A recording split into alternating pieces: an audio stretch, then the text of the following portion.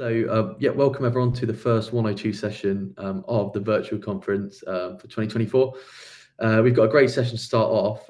We've got Louisa and Eamon from IBM. I've worked with them, both of them very closely previously, and they are both working on the Galassa project, which is something you hopefully have heard of, and if not, I'm sure by the end of the session, you absolutely will have, hopefully.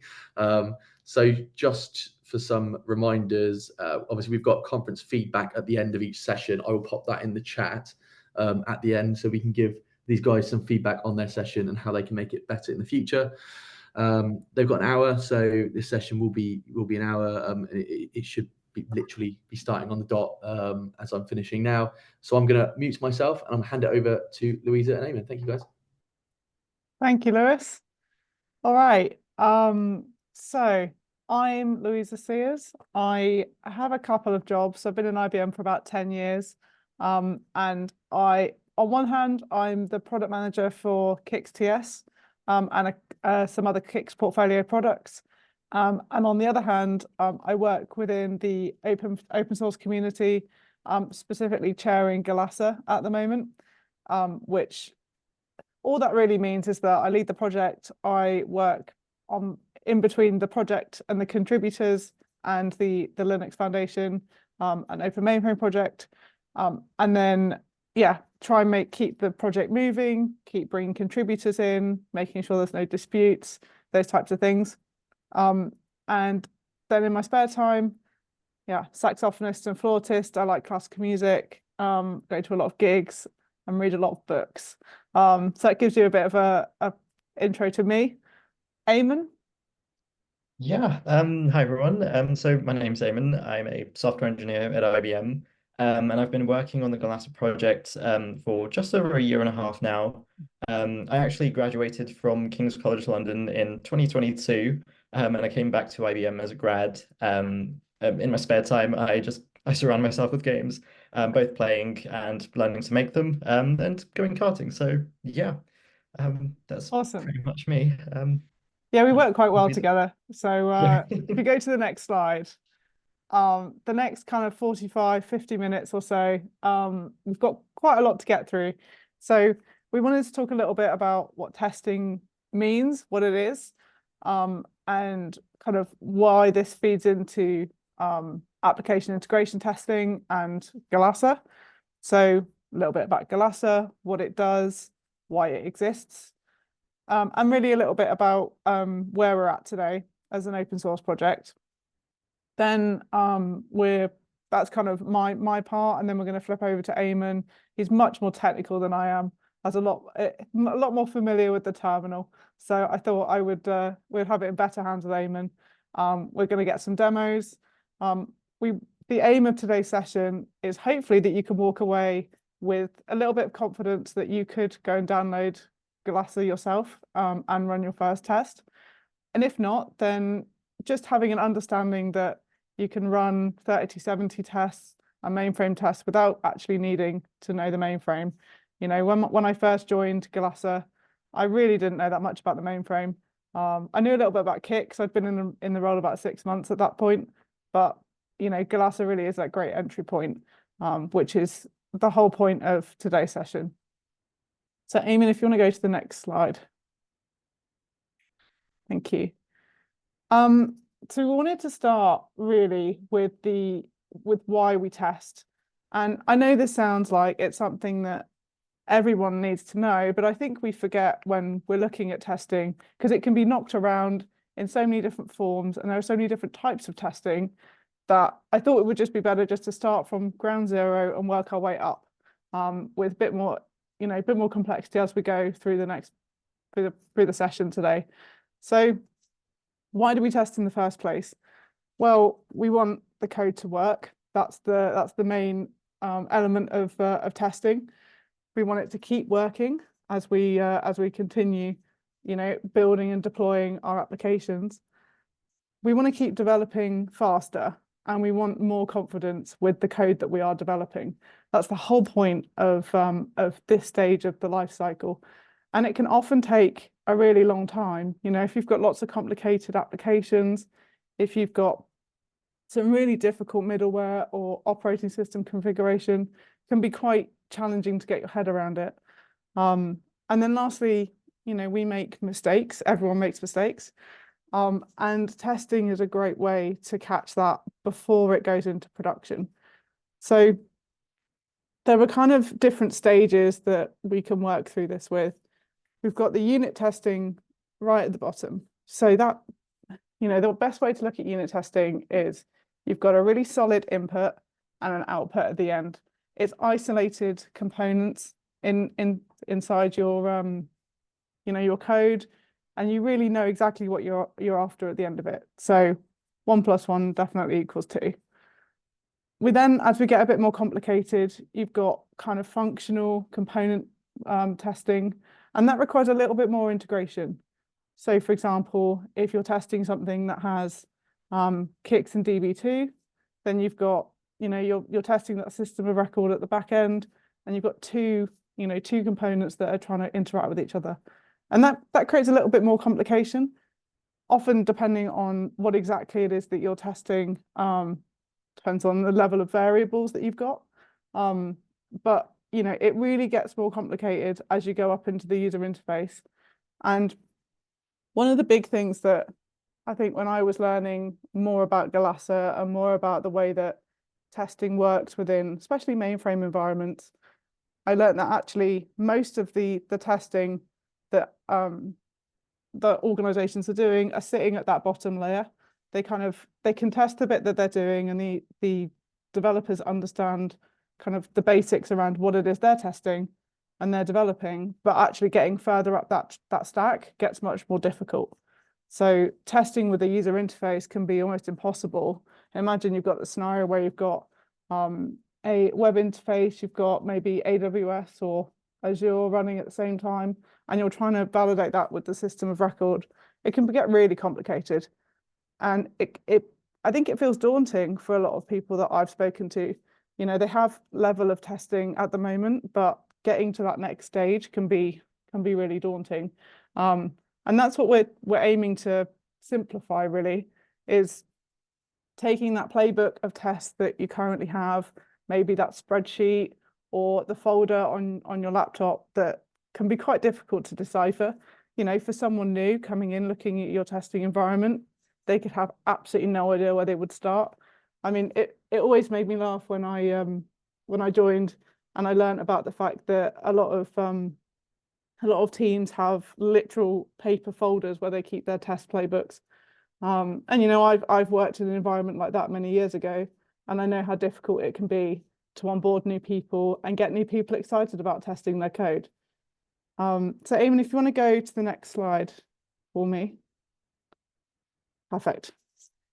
So it leads right into the fact that, that manual testing piece is when I've worked in jobs before, especially for testing, you would literally have a step-by-step, you would click on this button, and then you would insert this email address, and you would then insert a password, then you would click the yes button. Like, it's really very manual steps. And I know that can get really granulated in the mainframe world, which really is why we've put them 95% of testing can be performed manually. Gets really difficult, repetitive, very error prone if that one person is doing it again and again. I think the second area there around lack of awareness is really key as well. Something that we found often is that the teams that are testing are quite isolated, and trying to connect the teams between the development and the sysprogs, and then you've got the test somewhere in the middle of that, trying to kind of bring them together can be really difficult. And then, I said a little bit about testing in spreadsheets and sharing them manually, but the other thing to be mindful of there is about the results of the test. So, it's very easy to have the step-by-step testing, maybe written in a Word document. I've done that many times myself, having written test scripts, but actually putting the results in a place that they can be audited and they can be found again can be quite challenging, especially if they're quite complicated tests. You've got to make sure that all of the people involved understand, where to go for that and where to look. And then lastly, the development cycles I know are a real challenge. Working in Kix, it can be really difficult to upgrade to a new version, or just even change something about one of your regions. I know that can be really challenging. So I know that testing slows down that development cycle hugely. But one of the things that we're really passionate about, especially in this project, is about making it easier and automating that process. So Eamon, why don't you go to the next slide? So some of the really specific questions that we talk about in our team is things like writing code that natively interacts with ZOS or interacting with a 3270 screen. And there are things out there that will solve some of these challenges, but often they're solved in isolation. So for example, interacting with a 3270 screen, for some people, if they've been around a while or if they understand, some people can just pick things up really quickly, right? So it can be really easy to interact with a 3270. I, on the other hand, joined and I had absolutely no idea how to interact with one. I found it quite difficult to interact with the I know that people have like shortcuts and they're really like well versed in that. I found that almost impossible. And then when you introduce someone that is potentially writing a test for a user interface and they're trying to interact with the system of record on the back end, it's almost a non-starter at that point because you really are expecting a lot of knowledge from that person. And if they're coming from the cloud or the distributed world, they may know nothing about the mainframe. So, testing that application, just the level of difficulty just keeps getting worse. And one of the other things around writing JCL is interesting because I know that a lot of tests are written in JCL, and something that I'm not sure whether we cover it specifically today, but something that we do have users at the moment that do have a lot of JCL tests, and I know that Galassa can interact with JCL. But again, something that I, as someone from the outside, may not know how to test natively, but could potentially find a way to make it easier. And so Eamon, do you want to go next? Thank you. So I've mentioned the word Galassa quite a number of times, partly because I like the name. But fundamentally, we are an open source project. I say we because Eamon and I are part of the team together. And at the core, Galassa is a test framework and test runner that is effectively like a spider. Oh, that's how I like to think of it. Some people might tell me off for saying that. But you've got Galassa in the middle. That is the core framework. You've got the core way of interacting with it, creating a project, all of those types of things. And then when you write a test, for example, you may be interacting with a web interface that then will go down into the layer of through MQ, maybe going to Kix. It will query something with Kix, or it will go through a Kix region and into a database at the back end. And Galassa is able to handle all of those within one test. We'll go a little bit into how Galassa does that a bit later, but it's designed primarily to make it easier, more automated. It's standardized, so it's written in Java. All the tests are written in Java, as Eamon will show you. But the aim is really it's a framework that can be extensible, that can go outside of just unit testing or just testing, really specific applications.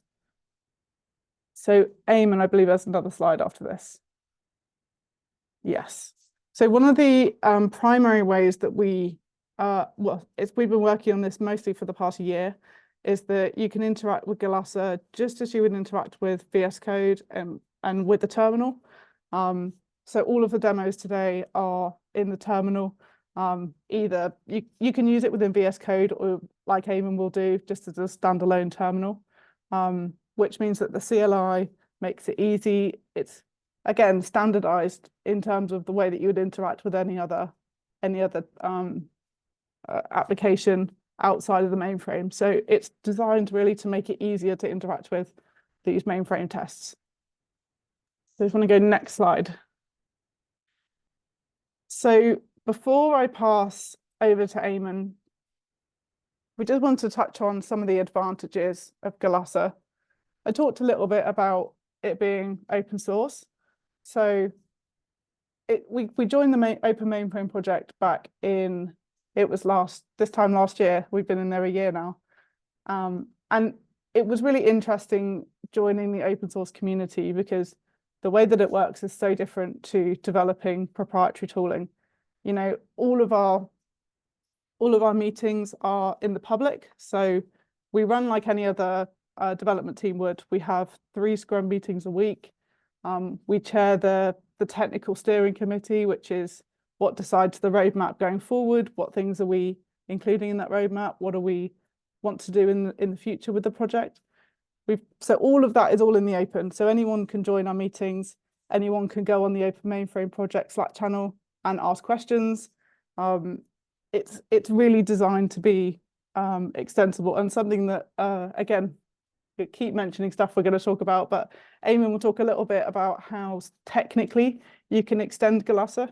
But just from a team and open source perspective, it really is open, and there's only one team, so it's quite easy to find us.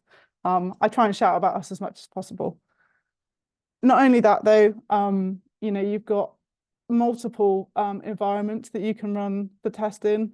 So it really means that it's scalable. So we talk a little bit later about the fact that you can run it locally on your machine, but you can also set up automation through what's called an ecosystem, where you can run the test regardless of whether you're on your laptop or not. And that makes it really easy to run automated tests at any time of the day, or, you know, whenever you want to run them. I think one of the really key things about where we're going in the future with DevOps and how you maintain and develop your code on the mainframe is around using CI/CD pipelines, so continuous integration, continuous delivery. And so the way that we've designed Galassa using the CLI that I've just spoken about, it makes it really easy to integrate into Jenkins or Tekton or any other pipeline technology you might be using. And then lastly, to solve some of the earlier problems I talked about, we have a single point of control for all the test artifacts. And yeah, a lot of what Eamon will show you will hopefully prove some of this in the next kind of half an hour or so. So Eamon, do you want to go next slide? Okay.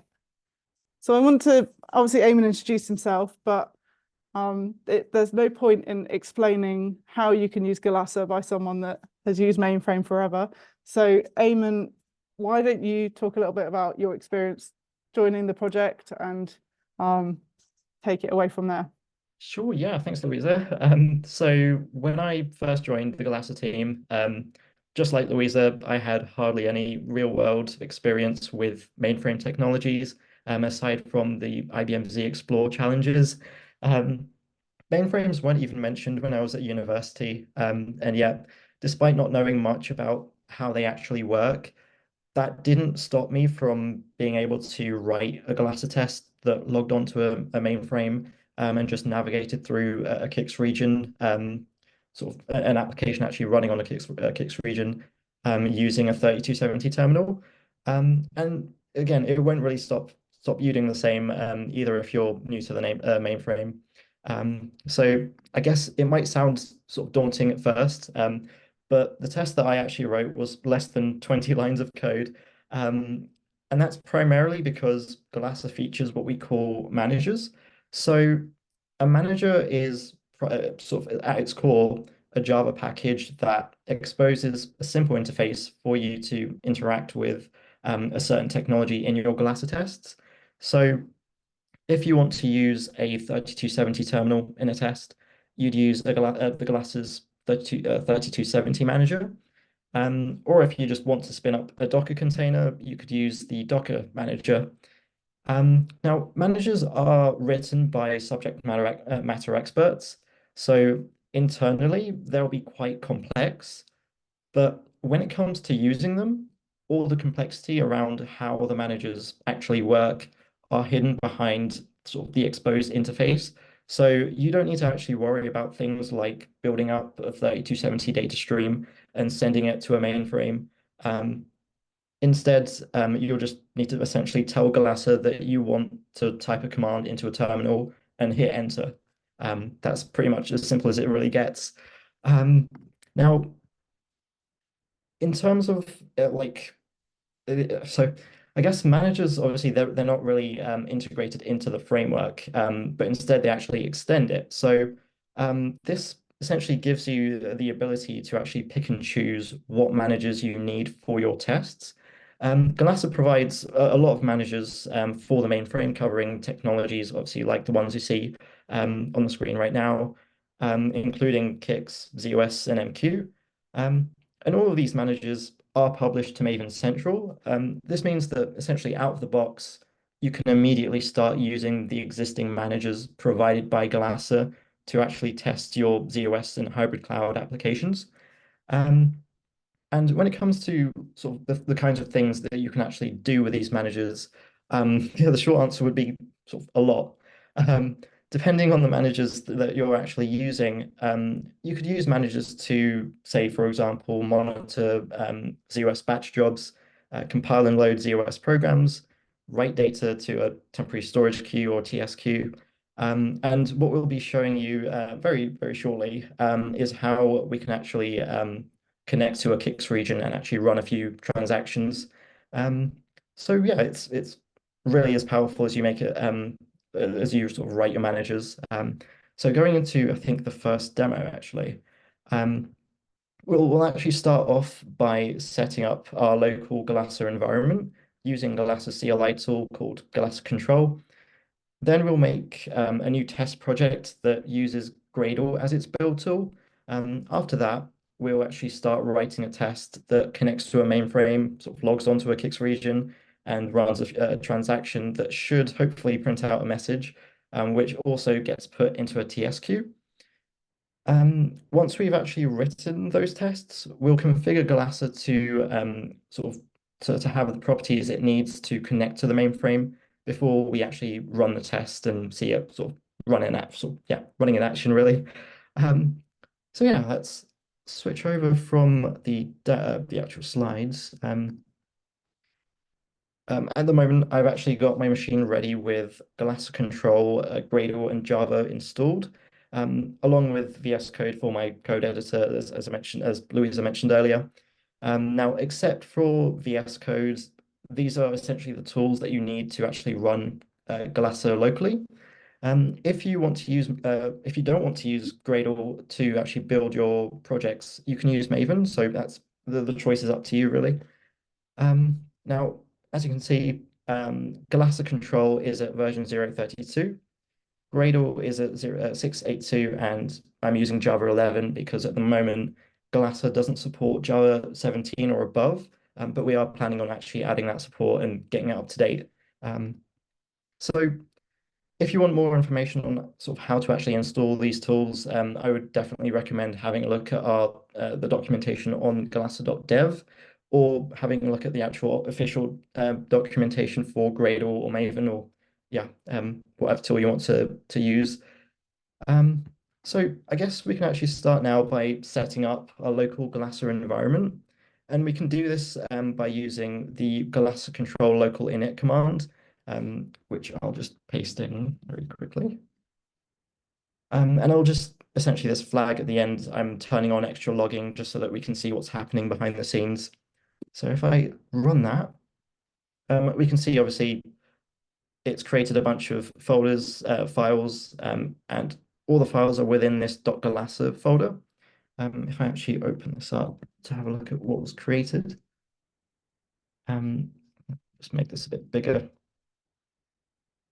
So obviously this Glasser home folder is actually where you can configure Glasser to use different test environments and also connect to different test systems. It's also where the sort of results for your test runs are actually stored. We won't need to touch all of these files on the left, but the ones that we'll actually most often make changes to are the CPS credentials and I believe the overrides.properties files. Now, the CPS properties, CPS stands for Configuration Property Store. And as the name suggests, the cps.properties file is essentially where all the properties that we use to actually configure test environments are put into. We'll come back to this file after we've written our tests. The overrides.properties file is very similar to the cps.properties, but the overrides actually, again, as the name suggests, it overrides the properties in the CPS. And the credentials.properties is where obviously we put the credentials that we use to connect to our mainframes and actually log on to different applications as part of our tests. So now that we've actually got our environment set up, we should be able to now make a new test project, which if I just clear that up. So I'll just use a command here that does a Glass control project create. And what this command is essentially saying is obviously we want a new project. Our tests should go into this dev-Galasa GSC package. The feature that we want to test is our Kix program. We want to use Gradle for our builds. We want a new OBR project, which I'll explain about very shortly. And again, we want to print out some more logging information just to see what's happening. So if I run that, that's gone ahead and actually created all the projects. So if I open this up in VS Code,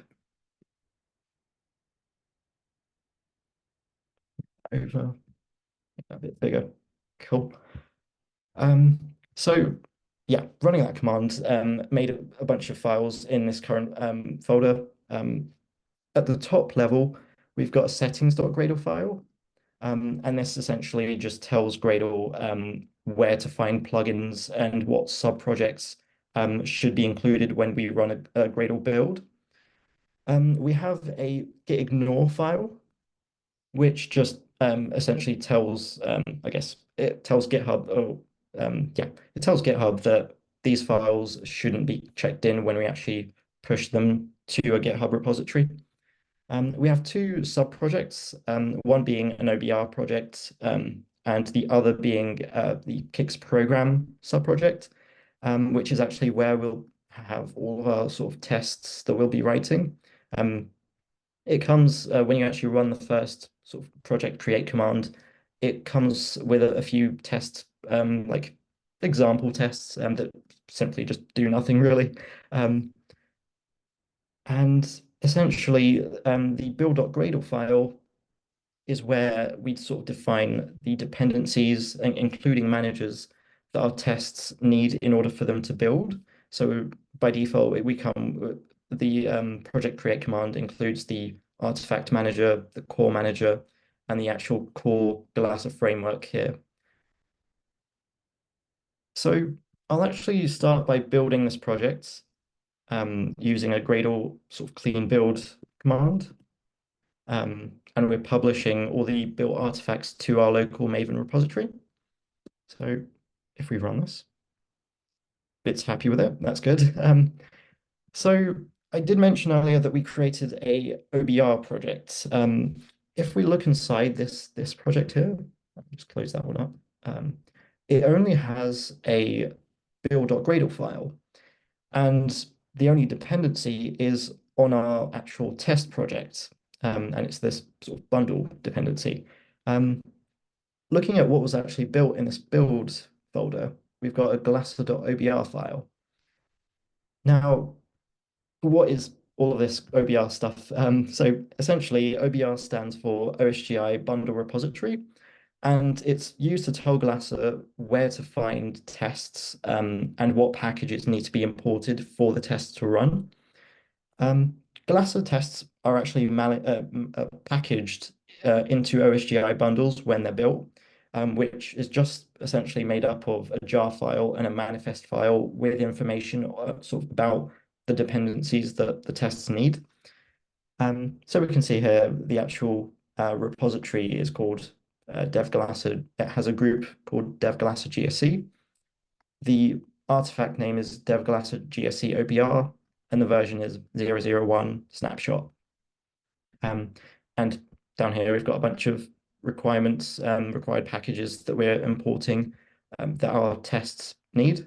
And these will correspond directly to the dependencies that we've got in the build.gradle file within our test project. So if you remember, we've got the artifact manager here, the dev Galassa core manager here, and everything else in that build.gradle file, really.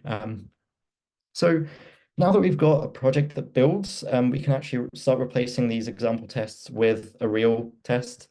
So if we just go back to the test project, I'll just clear out these examples. We won't need any of this. We won't need the core manager, but I'll keep these assertions because our tests are going to assert things, whether or not they're true or false. So in our test class, as a recap, we want to sort of connect to a mainframe, log on to a Kix region, and then sort of run a transaction. We can do that by first adding a field to create a new 3270 terminal. So I'll just paste this in. And essentially what this sort of annotation, this ZOS 3270 terminal annotation is saying is we want the 3270 manager to create a new terminal that connects to a mainframe that we've tagged primary in our CPS.properties, which we will do later. I've also added a constant for the application ID of the Kix region that we're actually going to be logging onto. And I'm sure, as you've probably noticed, VS Code isn't happy about these iTerminal types. And that's because we haven't told it that our project is using the 3270 manager, which thankfully we can actually easily fix by just going over to the build.gradle file and pasting in a little implementation here, similar to the others, but this time we're saying we want to use the 3270 manager. Now, if we go back to our tests, we should be able to import everything that's missing, and VS Code is happy again, which is good. So you've probably noticed that this terminal object is of type iTerminal, which is actually an interface provided by the 3270 manager to abstract away the complexity behind terminal interactions. If we look inside, we can see that sort of this interface has a bunch of methods that correspond to things like typing, clearing the screen, checking or waiting for the keyboard to be unlocked. So we've got down here like searching for text. And this essentially is what we're going to be using to sort of talk to the 3270 terminal. So I'll add in our first test method. And this essentially, the first test is going to just check that we've connected to our mainframe. So we're asserting that the terminal is connected and that is true, which is self-explanatory, hopefully.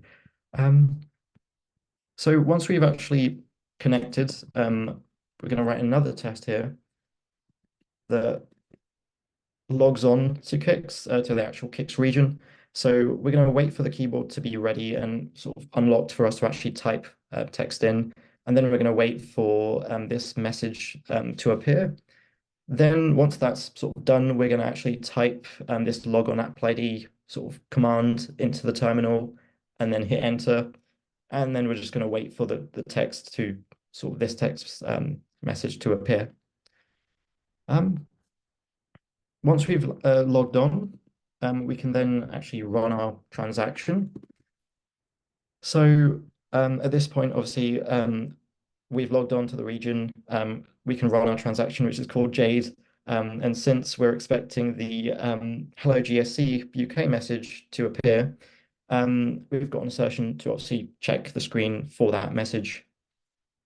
So we'll add another test now that we know that we've actually run our transaction. And this next method actually checks that the message was also put into a TS queue. So we're using this CBR transaction, which essentially opens up a browser to allow us to browse temporary storage queues. And the TS queue that we've sort of created in our transaction is called GSC. So we're running this command, we're waiting, obviously hitting enter, waiting for the keyboard to be unlocked.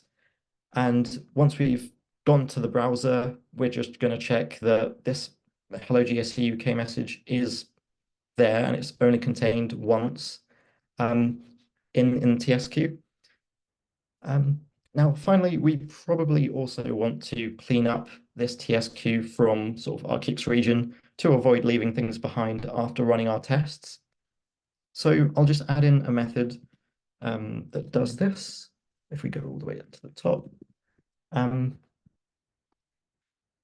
This method essentially sort of runs the purge command. Obviously, it is also complaining about this import, so let's just fix that.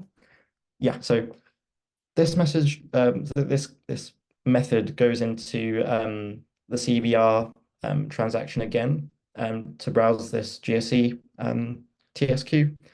Then it runs the purge command to just clear the TSQ, and then we're just going to submit that command. And once that's been run, we're checking that the TSQ does actually or has been deleted, which is good. So at this point, we're almost ready to actually run our tests.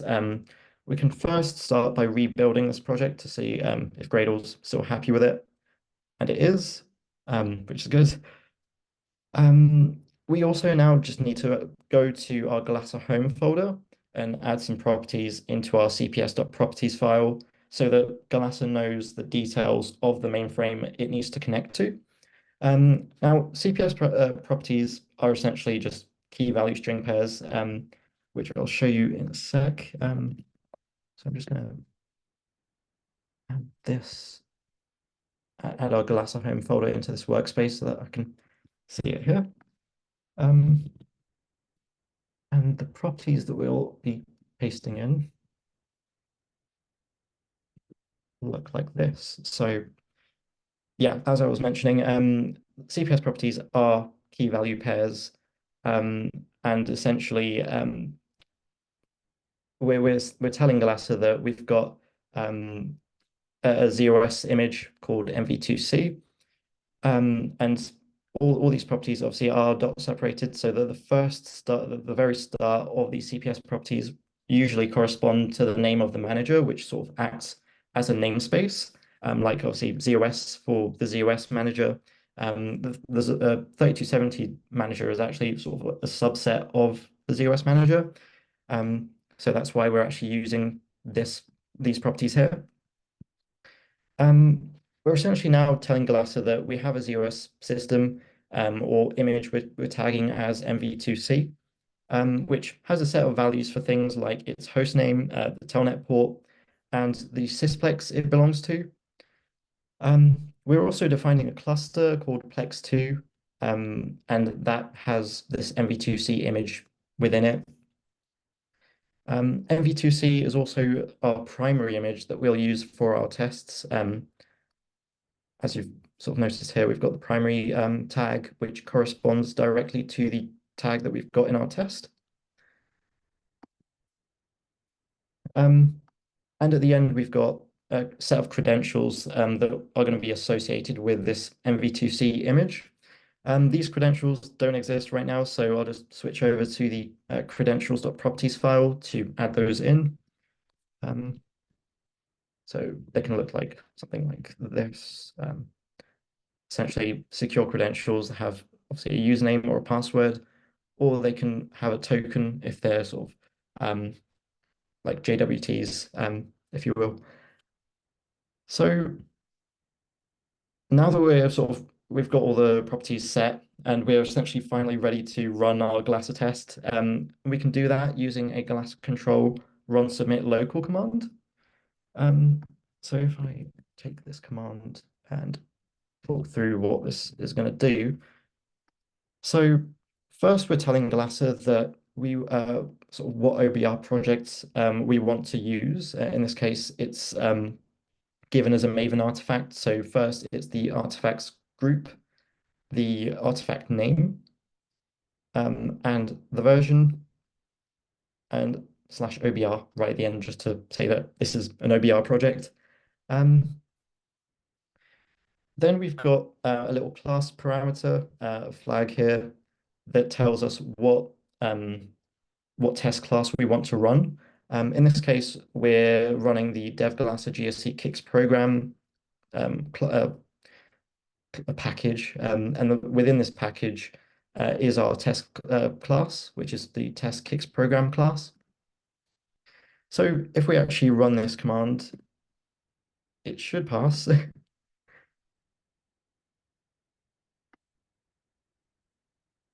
So it's sort of downloading all of its dependencies at the moment, and oh, there we go. So now it's actually run that test. We can see that it did actually pass. And if we scroll all the way to the sort of this section, you can see all the screens that it's sort of gone through. So right at the end here, we're purging this TSQ. We've got the Hello GSC UK message, and when we're sort of submitting that, it disappears, and we've got this TSQ doesn't exist. If we go all the way to the top, we'll see that we're starting, we've like connected to our mainframe. We're then entering this logon app ID command to log on to our Kicks region. Then we're submitting it, and we've got this sort of kick screen. And yeah, that's essentially going through what we've told it to do, really. So going back to the slides, how are sort of our customers actually using sort of Glasser? Now, essentially, running Glasser tests locally is fine when you're testing things on your own, but when it comes to more like real world usage of Glasser, you'd often want to share tests with your team, and essentially have tests running in automation as part of a CI/CD pipeline. For those who may not know, a CI/CD pipeline typically involves building and testing software whenever a change is made to it. So by testing in a CI/CD pipeline, you're sort of taking on a sort of a shift left approach to testing, in which you're testing pipelines sort of earlier in the development process and more often. And as a result, you're essentially catching tests or catching defects and regressions a lot sooner. So a lot of our customers, both internally to IBM and externally, tend to integrate Glasser into their pipelines using tools like Jenkins or Tekton. Some also go one step further and install a Glasser ecosystem, which is a cloud-native Kubernetes application that allows you to run Glasser tests away from your machine, sort of at scale and in parallel. Aside from just using Glasser, some users have also found that Glasser is missing some functionality in managers that would meet their needs. So what they've gone ahead and sort of done is they've written their own managers, while also contributing sort of back to the project, and that's pretty much exactly what we want to see. So going into the next demo, we'll be sort of taking a look at what we've learned in the last demo around building and running a Glasser test project and applying that to a CI/CD pipeline using GitHub Actions. We'll also be adding a new test class to an existing Glasser project to sort of simulate a scenario where you might be working in a team and you want to write some tests to exercise like a banking application. We'll then push this new test class to the GitHub repository. And at that point, a GitHub Actions workflow should be triggered. We'll take a look at what the workflow is set up to do. And once it finishes, we'll download the test results from the workflow. And I will note that the actual demo is going to be using Galassa's own simulated banking app called SimBank. And that's because we don't actually have a publicly accessible mainframe we can connect to from GitHub Actions. So that's just a little limitation, but it's essentially the same thing if you are connecting to a real system. If we go over to project again, just gonna go to automation demo, close the last one up. Okay. So, looking at what test we're actually going to be pushing, we essentially have two test classes in our project. One's actually called account credit test, and the other is called Symbank IVT, where IVT stands for integration verification test. Looking inside this file, we can see a relatively simple test that essentially logs on and checks checks if the banking app is up and running, and sort of all of which is again using the 3270 manager using a terminal. This test also uses Galassa's core manager to actually sort of get the credentials that we're going to be using to log on to our banking application.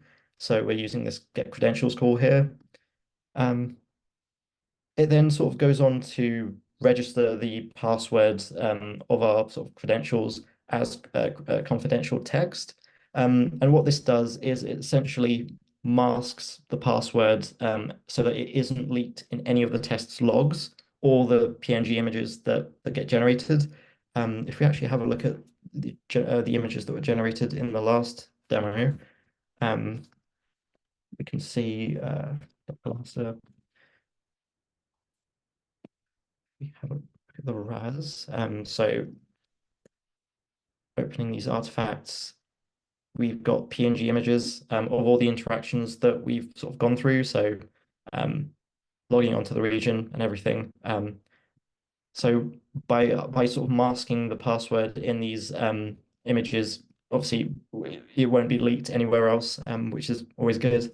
So yeah, from then on, from sort of then onwards, we're essentially using the terminal object to sort of enter our login details in this block here. And once we've logged in, we're then just going to run the sort of bank command here, which then opens up the banking sort of main menu, which has a bunch of sort of messages like the options, the sort of browse sort of accounts option here. So yeah, that's essentially what our test is going to be doing.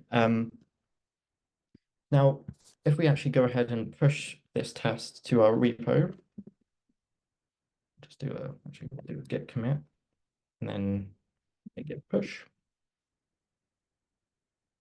We'll see the pipeline trigger, which we can see here.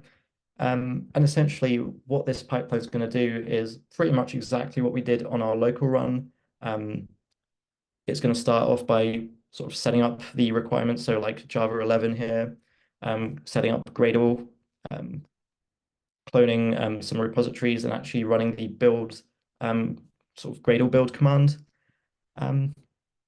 This is going to take some time, so I'm just going to go back to a run that we actually kicked off earlier today. Having a look at this one, we've got obviously the actual building of the project with this Gradle clean build published to Maven local, which is what we did locally. And in the second job, we've got actually sort of setting up the local Galassa environment with a Galassa control local init. And then it's going to actually run these tests. So it's doing again Galassa control run submit locals, similar to what we did locally. And as you can see, it's just sort of going through. It's got these Symbank menus. It's going to log in. The password here is masked. And it's just going to keep going. And all the way at the bottom, we can see that the test did actually pass. So yeah, that's essentially how we sort of run Galassa, the Galassa CLI in a pipeline. We can then download the actual artifacts that were generated, so the RAS folder here. So if we open this up, we can see we've got two test runs, L1 and L2. So I'll just open up L1, which I think is the one that we just pushed. And if we open up these images, we should see exactly what we've sort of done in our test. So just move this here. Yeah, so it's opening the terminal, actually logging in. and going to the main menu. So yeah, it's running this bank command. So yeah, that's essentially how to run it in automation. So going back to slides, there we go. So essentially summing up, we've seen how you can run Galasa tests locally on your machine and in an automated CI/CD pipeline. Running locally sort of uses files in a Galasa home folder to configure the test environments for Galasa to use. And while running tests locally is lightweight and easy to do, it is limited by the local JVM and the fact that you need to keep your machine running until your tests finish. At the same time, if you're running tests locally without a CI/CD pipeline, anyone who wants to run tests will have to have test material on their machine. So the solution to these problems is essentially to set up and use a Galasa ecosystem. I won't go into too much detail because the ecosystem can get quite complicated. But as I mentioned earlier, it is essentially a cloud native application that runs in a Kubernetes cluster, and it allows you to submit tests to run inside that cluster where each test is sort of running within its own Kubernetes pod. And you can have multiple pods running at the same time, which then means that you can have multiple tests running in parallel.